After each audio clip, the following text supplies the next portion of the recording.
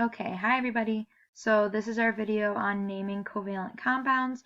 Remember, just like with drawing Lewis structures, the rules are different if you're talking about ionic compounds. So make sure that you know how to tell the difference and you know how to decide what type of compound something is. If you don't, I have another video on that. So go back and watch the video on determining type of bond if you have forgotten how to do that. All right.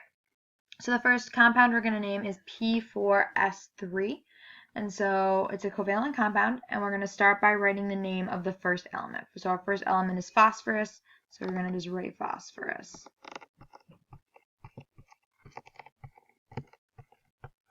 And I'm going to do this on two separate lines. I mean, it's one word. You don't have to do it on two separate lines. I'm just trying to leave myself room. So we write the name of our first element. When we write the name of our second element, we change the ending to IDE. So it's phosphorus, and then instead of sulfur, it's sulfide. My stylus is being terrible. Phosphorus sulfide.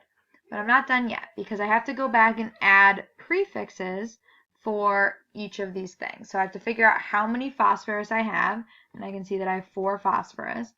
And then if we look over to the right here, we have all of our prefixes written. You need to know these. I'm not going to give them to you on a quiz, so you need to know that the prefix for 4 is tetra.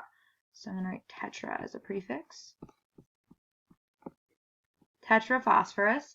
And then I need to do the same thing for sulfur. So I have 3 sulfur, and the prefix for 3 is tri. So I'm going to write tetraphosphorus trisulfide, and that's the name of this compound. All right, so the next compound we're going to do is N2O. And so we're writing the name of our first element, N, which is nitrogen.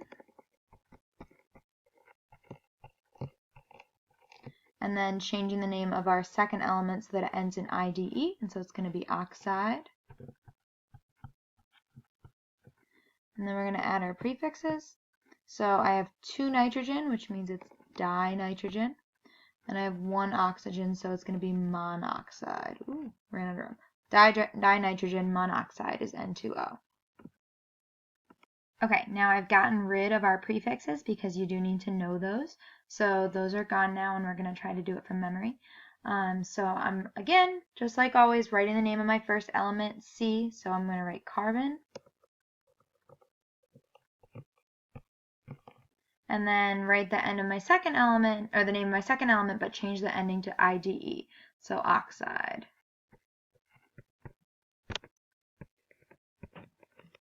So now when I go to add my prefixes, first I'm looking at carbon, and I see that since there's no number here, that means there's 1 carbon. Now the prefix for 1 is mono, but I only use mono with the second element in a compound. So I never start the name of a compound with mono. It's only for that second element, if there's just one of it, that I use mono. So if there's only one of the first element in the compound, then I just leave it alone. So this is going to be carbon. And then I'm going to look at my second element, and there are 2 oxygen. So the prefix for 2 is di.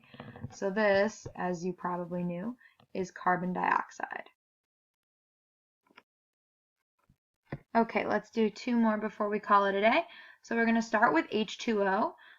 This is one that always kind of surprises students because it's somewhat like you're used to thinking of it as water, but that's the common name for it rather than the chemical name. So just like always, I'm going to start by naming my first element, which is hydrogen.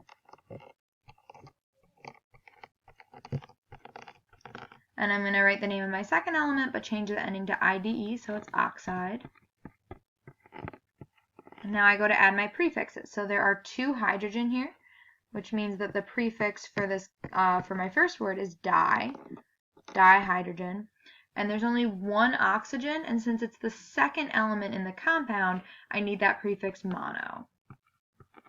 And it's monoxide. I don't write monoxide.